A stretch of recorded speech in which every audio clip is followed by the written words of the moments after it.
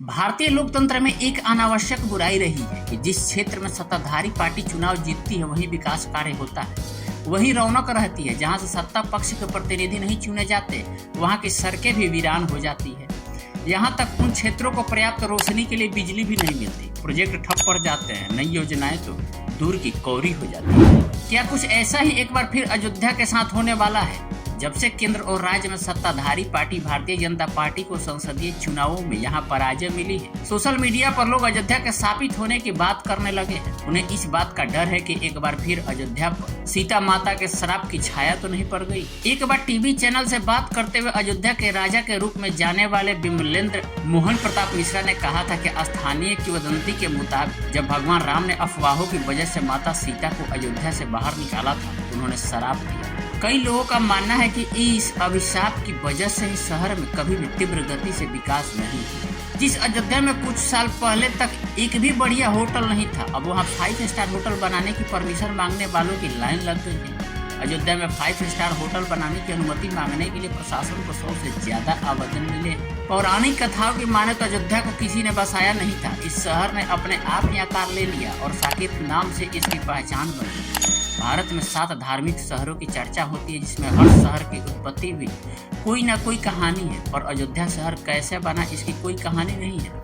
जैसे काशी के बारे में कहा जाता है कि शंकर भगवान के धनुष पर स्थित है, द्वारका के बारे में कहा जाता है कि इसे कृष्ण ने बसाया, पर अयोध्या की कोई किंवदंती भी नहीं है। राम के पहले अनेक कई पुश्तों ने यहाँ राज किया। कालिदास लिखते हैं कि राजा दशरथ के समय तक अवधपुरी समृद्ध, सुंदर और अच्छी तरह से किलेबंद शहर समय के साथ अयोध्या के नाम बदलते रहे, जैसे कौशलपुरी, साकेत आदि। लेकिन जिस तरह यहाँ का इतिहास है, शैव धर्म, बौद्ध धर्म, जैन धर्म, वैष्णव धर्म आदि का केंद्र बनता रहा, उसे यही लगता है कि यह शहर हमेशा आबाद रहा होगा।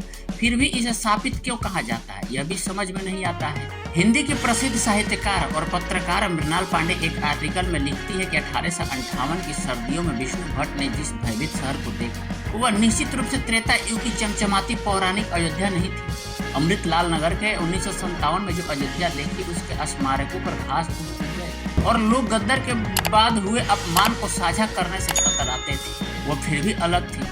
वाल्मीकि से लेकर भवभूति और विद्यापति तक की कवियों और लोकगीतों, अनाम रचनाकारों ने राम राज्य की न्याय व्यवस्था पर सवाल किया, जिसने एक निर्दोष महिला सीता को दंडित। पांडे लिखती है कि अयोध्या के युवराज राम का जन्म चैत्र में हुआ था, जो हिंदू नववर्ष के पहले महीने में आता है। तब से चैती गीतों में राम नाम शामिल है।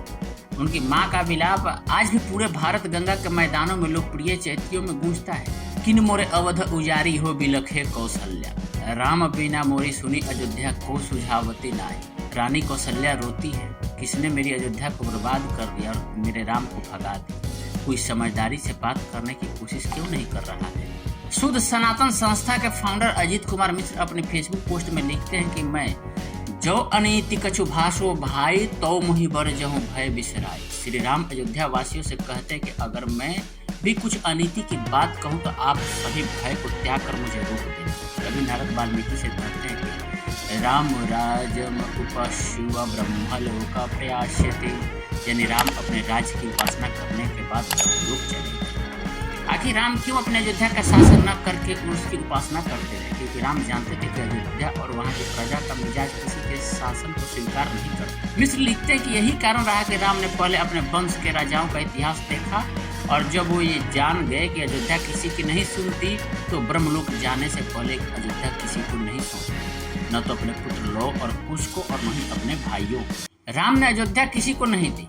दोनों पुत्र यानी कुश को कसूर और लौ को लाहौर में राज्य का स्थापना करने का आदेश दिया। शत्रुघ्न के पुत्रों को मथुरा तो लक्ष्मण के पुत्रों को लखनऊ का क्षेत्र दिया। राम अपने साथ अयोध्या की जनता को ही नहीं, उसके सभी प्राणियों, यहाँ तक कि पशु पक्षियों को भी अपने साथ ब्रह्मलोक ले गए और अयोध्या वीरान। कहा जाता है कि अयोध्या की देवी ने खुद कुश के पास जाकर अयोध्या को फिर से बसाने की प्रार्थना की, लेकिन अयोध्या फिर वैसी नहीं रहेगी जैसे श्री राम के वक्त। राम जानते थे कि ये वही अयोध्या की जनता है जिसने उनके पूर्वजों राजा सागर के पुत्र असमंजस को राज्य से निकालने के लिए विवश कर दिया, क्योंकि असमंजस अयोध्या के बच्चों को सरयू में डुबोकर मार डालता था। ये वही अयोध्या है जो राजा दशरथ के राम को वनवास पर भेजे जाने के फैसले का विरोध करते हुए राम के साथ चल पड़ती है, और ये वही अयोध्या है जो सीता की पवित्रता पर सवाल उठाकर उसकी अग्नि परीक्षा सुनिश्चित करवाती है। अयोध्या की एक ये पहचान है कि अयोध्या के अपने शासकों से जरा कम ही बनती है।